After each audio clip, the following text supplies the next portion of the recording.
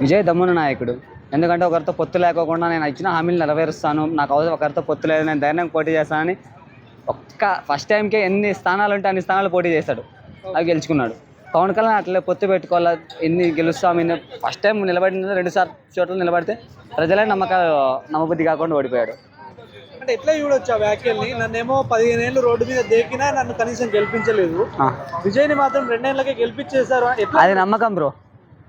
విజయ్కి ఉన్న fans following, Vijay ఫ్యాన్సే గెలిపించుకుంటున్నారు. ఎందుకంటే నమ్మకం వచ్చింది. విజయ్ ఒకటే అన్నాడు, నేను ఒక్కరితో పొత్తు పోను, నాకు సింగిల్గా వస్తా, ఏమన్నా కానీ చూసుకుందాం అని అట్లుంది. పవన్ కళ్యాణ్ అట్లా కాదు కదా, వాళ్ళ మీద మాట్లాడేది, వీళ్ళ మీద మాట్లాడేది, ఒక్క పార్టీకి సంబంధం లేదు. ఎవరు మాట్లాడినా ఎంతమన్నా వైసీపీకి సపోర్ట్, ఆపోజిషన్గా మాట్లాడుతున్నాడు తప్ప టీడీపీని తప్పులు చేసినా కూడా పట్టించుకోవట్లేదు.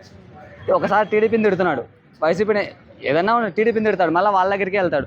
నేను అక్కడ పుట్టా, ఇక్కడ పుట్టా, ఒక్క క్లారిటీ లేదు బ్రో పవన్ కళ్యాణ్. నేను ఇది చదివాను, ఇక్కడ పుట్టాను, ఇది చేస్తాను, మా డాడీ ఇక్కడ ఉన్నాడు అనేది పవన్ కళ్యాణ్కి క్లారిటీ లేదు. ప్రజలకేం క్లారిటీ ఇస్తాడు, ఇంకా ఫ్యాన్స్కి ఏం క్లారిటీ ఇస్తాడు అంటున్నాడు కదా. ఇప్పుడు మనం పదవుల గురించి ఆలోచించేద్దండి, కార్యకర్తలు పదవుల గురించి, పార్టీ గురించి ఆలోచించేద్ది అంటే చంద్రబాబు కోసం బానిసలుగా పనిచేయడమే కదా.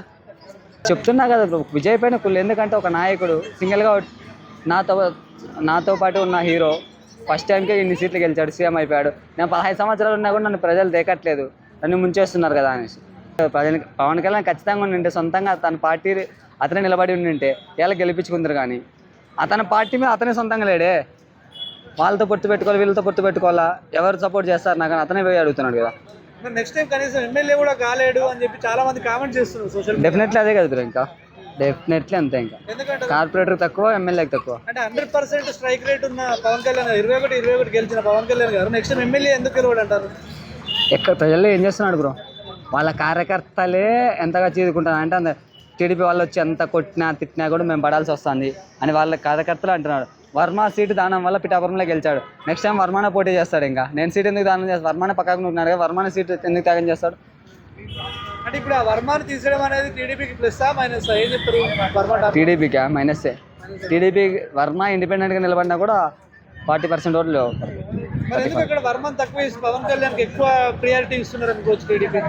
అక్కడ టీడీపీకి ఎందుకంటే పవన్ కళ్యాణ్ గెలిచాడు, లేక గెలిచాడు, ఏదో ఒక ఈవీఎం స్కామ్తో 21 సీట్లు కొట్టుకున్నాడు. పవన్ కళ్యాణ్ పక్కన తీసేస్తే కూటమి ప్రభుత్వం కూలిపోతుంది, మెయిన్ పాయింట్. సో ఏం చెప్తారు, స్థానిక ఎన్నికలు రాబోతున్నాయి అని చెప్పి అయితే మనకు న్యూస్ వస్తూ ఉంది. ఎలా ఉండబోతుంది టీడీపీ, వైసీపీ, అక్కడ జనసేన స్థానిక సంస్థలు? ఎందుకంటే వైసీపీనే బ్రో, వైసీపీనే వస్తుంది. ప్రజల్లో ఉన్నదైతే వైసీపీ ఈవీఎంస్కి వెళ్ళదు. ఎందుకంటే బ్యాలెట్ పేపర్స్ కాబట్టి వైసీపీని ఆల్మోస్ట్ గెలుస్తుంది. వీళ్ళు చేసి గొడవలు కుతంత్రాలు చేసి ఓడిపోతామని భయంతో ప్రజలు ఎప్పుడు పులివెందులో జరిగిన జడ్పీటీసీ ఎన్నికలు వాళ్ళ మీద దాడి చేసి వీళ్ళే వెళ్ళి ఒక అభ్యర్థినే లోపలికి పోలింగ్ బూత్ దగ్గరికి రానిలేదన్న పరిస్థితికి తీసుకొచ్చారు. అలా చేస్తే ఏం చేయలేం బ్రో. ఎందుకంటే మళ్ళీ గవర్నమెంట్ చేంజ్ అవుతుంది, ఎప్పుడూ ఒకటే కాలం ఉండగా, అప్పుడు మేము చూపిస్తాం అంతే. జగన్ గారు కూడా కొన్ని వ్యాఖ్యలు చేస్తారు, ఎక్కడ కూడా ఏకగ్రీవం కానివ్వద్దు. ఇవ్వం బ్రో, ఎక్కడ కాదు. జగన్ చెప్తున్నా కదా, వైఎస్ఆర్సీపీ పార్టీ కార్యకర్తలు కానీ నాయకులు కానీ ఎక్కడే కానీ టీడీపీ వాళ్ళకి ఛాన్సులు ఇవ్వరు. ఓకేనా?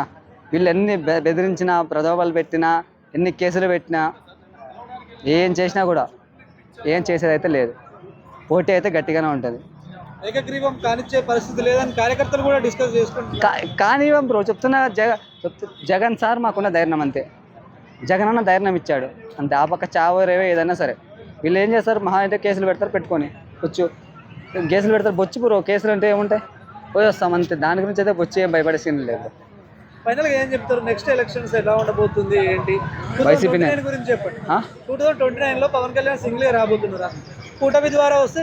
పవన్ కళ్యాణ్ అంటున్నాడు కదా బ్రో, ఇంకా 20 సంవత్సరాలు కూడా నేను కూటమితోనే కలుస్తాను, ఇంకా భయం చేసుకుంటూ వస్తున్నాను అంటే చెప్తున్నాడు కదా బ్రో. ఈ చంద్రబాబు విజనరీ అంటున్నాడు, మంట లేకుండా చేపల పులుసు చేస్తున్నాడు బ్రో. విజిట్ చేస్తా అంటే మళ్ళీ పొద్దునకే చేపల మార్కెట్ ఉండదు, అదంతా చేపల మార్కెట్ అంటే డమ్మీగా అప్పటికప్పుడు సెట్ చేసి చేయించడం చంద్రబాబు పరిస్థితి. వీళ్ళ విజనరీ నాయకుడు అంతే. ఇంకా చెప్తున్నా,